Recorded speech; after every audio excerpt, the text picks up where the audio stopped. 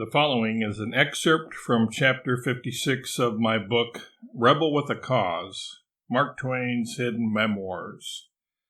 This portion could be entitled, In Defense of Mark Twain's Use of the N-Word in Adventures of Huckleberry Finn. In an 1885 letter to his publisher, Charles Webster, Twain wrote the following about the negative reaction to Huck Finn. Dear Charlie, the committee of the Public Library of Concord, Massachusetts, have given us a rattling tip-top puff, which will go into every paper in the country. They have expelled Huck from their library as trash and suitable only for the slums. That will sell 25,000 copies for us, sure. Twain later expounded on the personal benefits to him of this banning. It will deter other libraries from buying the book, and you are doubtless aware that one book in a public library prevents the sale of a sure 10 and a possible 100 of its mates. And secondly, it will cause the purchasers of the book to read it out of curiosity, instead of merely intending to do so after the usual way of the world and library committees. And then they will discover, to my great advantage and their own indignant disappointment, that there is nothing objectionable in the book after all.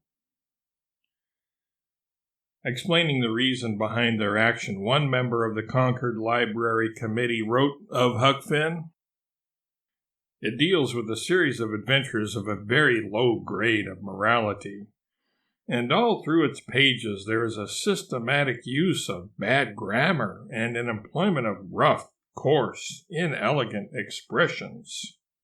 The whole book is of a class that is more profitable for the slums than it is for respectable people, and it is trash of the veriest sort. The New York World's headline was, Humor of a Very Low Order. Wit and literary ability wasted on a pitiable exhibition of irreverence and vulgarity.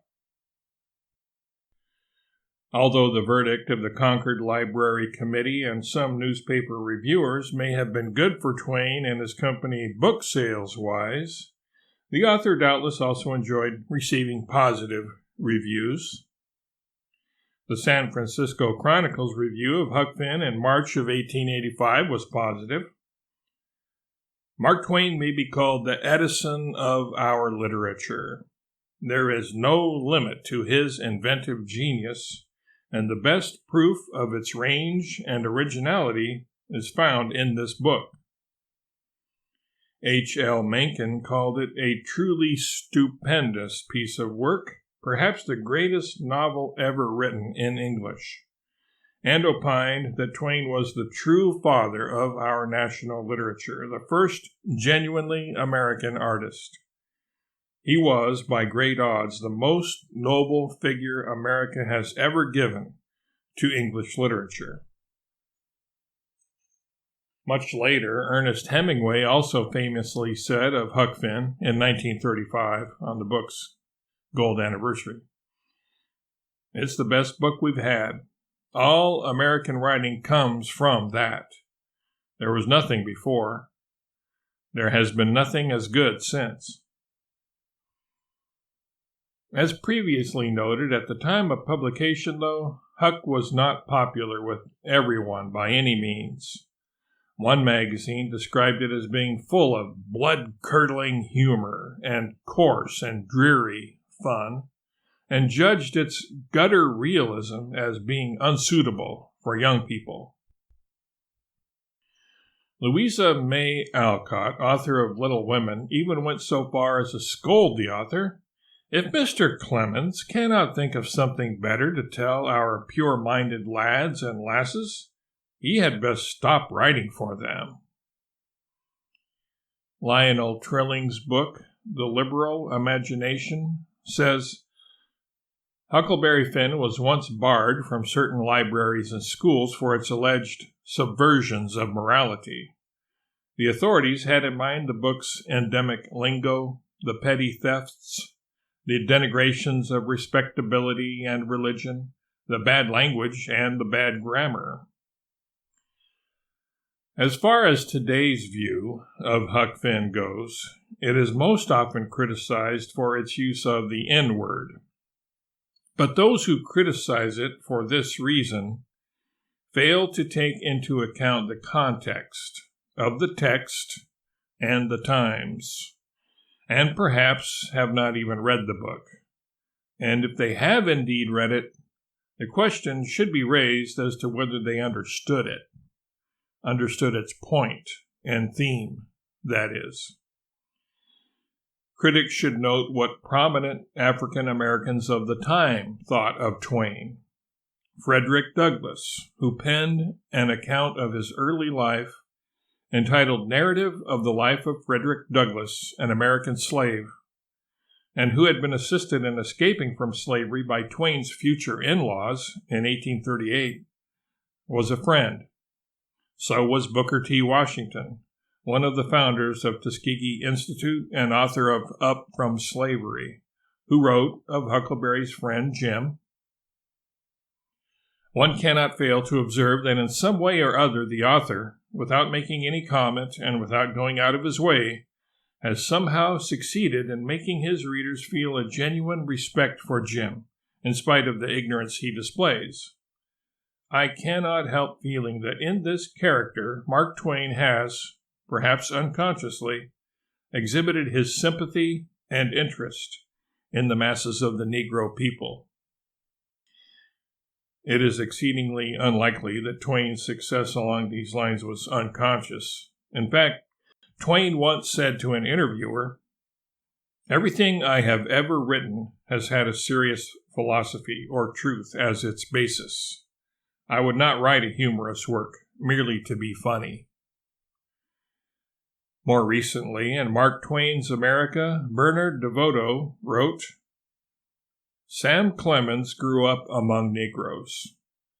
The fact is important for Mark Twain. In his books, the Negro is consistently a noble character. Of even more recent vintage is the following quote from the late Pulitzer Prize-winning novelist Toni Morrison, who deemed the banning of Huck Finn elitist censorship designed to appease adults rather than educate children.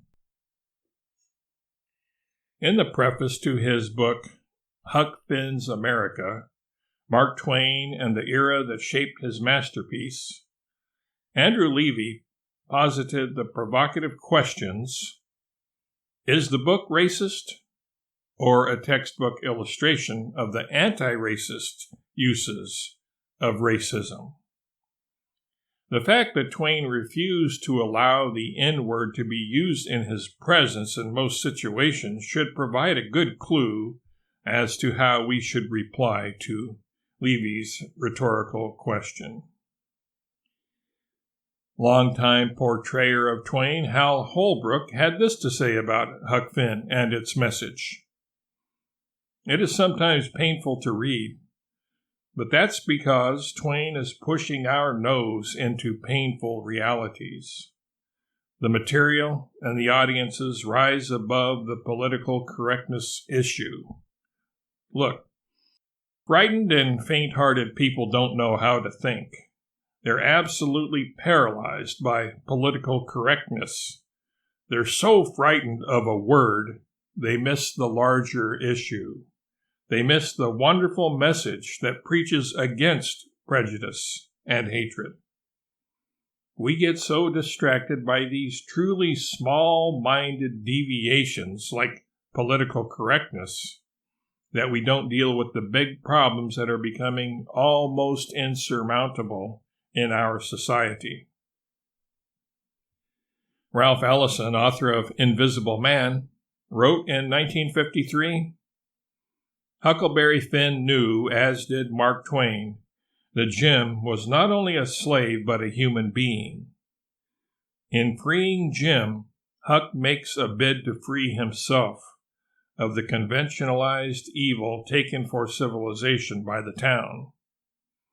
Twain was as highly moral an artist as he was a believer in democracy, and vice versa.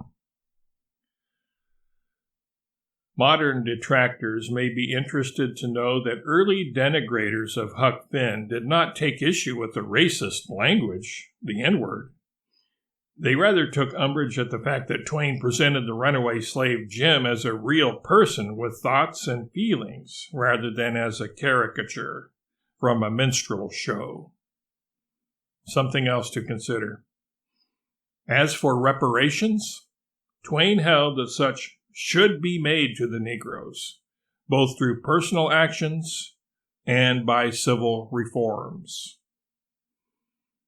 Giving further evidence of where Twain's heart was in the matter of race relations and equality is the fact that he had a picture of school-teacher Prudence Crandall on the wall of his billiards room at his Hartford home. Crandall was the first educator to integrate an American classroom.